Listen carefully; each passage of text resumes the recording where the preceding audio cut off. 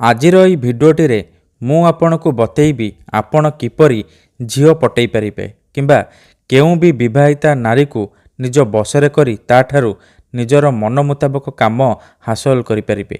एथिरे आपनकु बेसी किछि करिबाकु पड़िबनी। बिना मंत्र तंत्र रे आपण एही वशीकरण विधि करि पारिबे। केवल गोटिए औषधपत्र आनिबे, सेई औषधपत्र रे झियोर ना आउ आपणकर ना लिखिबे। तापरे मु आपनकु किछि प्रयोग विधि बतैबी, आपण ठीक सेही परि करी औषधपत्र को नहीं पानी रे भसई देबे किंबा निज अगणारे पोति देबे। एतिकी करिबा परे देखिबे किपरि से झियो आपणक प्रेम रे दीवानी होई जिवो, पागली परि आपणकु भल पाइबो।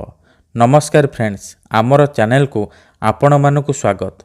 जदि आपण केउ झियो को मने मने भल पाउछंती किंबा केउ विवाहिता स्त्री आड़कू आकर्षित हेउछंती किंतु जे